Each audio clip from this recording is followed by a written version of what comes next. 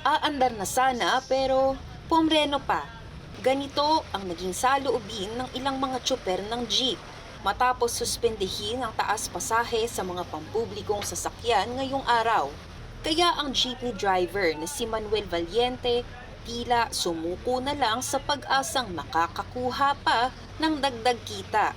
35 taon nang namamasada si Valiente. Piso na nga lang. Anong reaction? Binawi pa. Wala tayong magagawa. Sila nang makapangyarihan. Maswerte na ngayon makalimandaan ka. Nauna na nangalian. Pag kami gumarahin ng walang kinita, tigil talaga to. Ang single parent na si Tony Prado, 3 anak ang napagtapos sa pamamasada ng jeep. Pero ang kanyang bunsong nasa kolehiyo pa, titigil daw muna sa pag-aaral.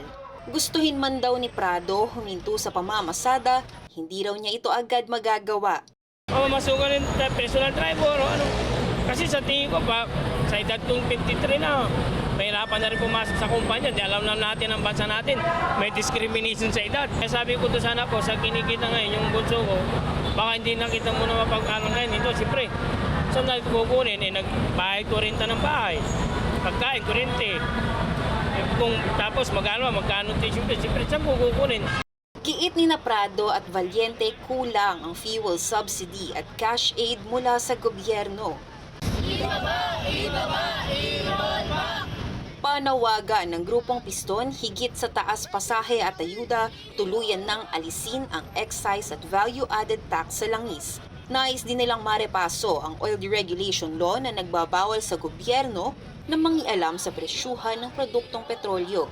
Kapag sinundan pa natin yung sinasabi mismo ng Department of Energy na hindi malayo na umabot sa 120 yung presyo ng diesel, kapag umabot po ito halos 3,600 pesos po yung magagastos namin sa kalsada. Kung dati ay nakakapag-uwi pa tayo ng 500 to 700, ngayon po, batay po sa ating mga datos, ay halos 200 to 300 pesos na lamang yung naiuwi ng ating mga driver at mga operator. Paano nila pagkakasahin doon sa pangangailangan ng kanilang pamilya?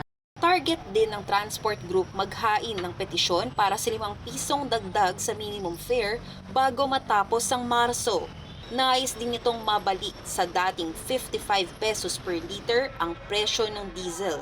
Ipinananawagan din ng mga nagprotesta ang taas sahod sa mga manggagawa. Tayo pong lahat apektado ng oil price hike. Hindi man tayo driver ng jeep, tayong lahat ay mga consumer, tayong lahat nagbabayad ng mas mataas na singilin, tayong lahat ay nagbabayad ng buwis.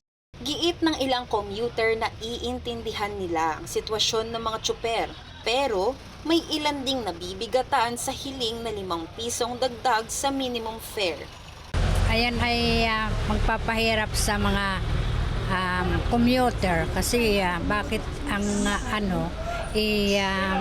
pinapasa sa mga tao yung dapat ay sasagutin ng gobyerno.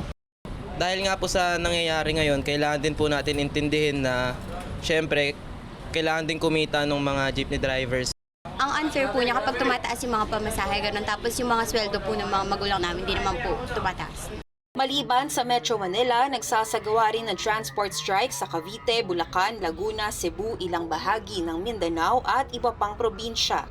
Para sa impormasyong napapanahon at on-demand, Sofia Sioco, Newswatch Plus.